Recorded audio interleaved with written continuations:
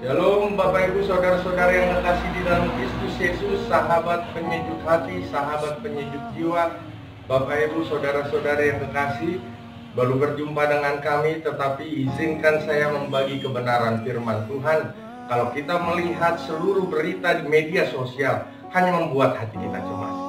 Kalau kita melihat seluruh WA grup kita berisikan teror pandemi, teror COVID, yang membuat pikiran kita semakin gusar. Kalau kita melihat seluruh media massa hanya membahas satu persoalan dunia, yakni masa pandemi COVID ini membuat banyak orang khawatir, membuat banyak orang tidak bekerja, membuat banyak orang semakin terpuruk hidupnya karena di PHK.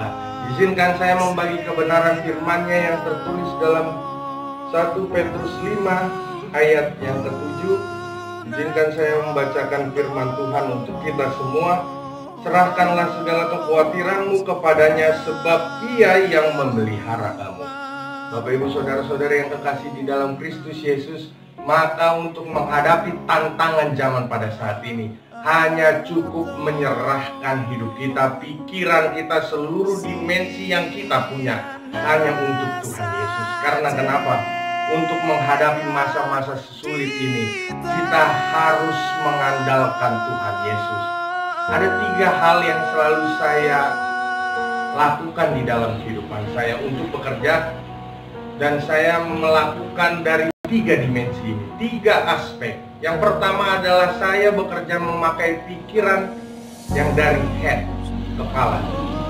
Maka saya hanya ingin mengarahkan hidup kita semua, kepala atau head di dalam hidupmu. Cukup Yesuslah yang menjadi pemimpin. Yang kedua, saya bekerja menggunakan head, tangan. Setiap saya bekerja, saya tidak lupa berdoa. Maka Bapak Ibu Saudara-saudara yang terkasih di dalam Kristus Yesus, untuk kita memulai pekerjaan, lipat tangan, hand, bekerja untuk Tuhan. Segala yang kita lakukan untuk memuliakan namanya, Yesus Kristus yang mau mati. Yang ketiga, ada hal yang paling penting dan menjadi sentral semua, yakni hati kita. Izinkan saya mengatakan seluruh dimensi kehidupanmu, cukup Yesus yang bergerak melalui hatimu, maka Dia yang akan memimpin pikiranmu, maka Dia juga akan menuntun tanganmu untuk melakukan seluruh kebenaran di dalam hidupmu untuk menjadi berkat. Maka tidak perlu khawatir akan apa yang terjadi di dunia pada saat ini. Cukup andalkan Tuhan Yesus. Karena kenapa? Yesuslah penjamin kehidupan yang pasti di dalam hidup kita. Tidak ada satu orang pun yang berani memastikan hidupnya menjadi benteng di tengah-tengah hidup orang lain. Hanya Yesus yang menjadi penjamin pasti.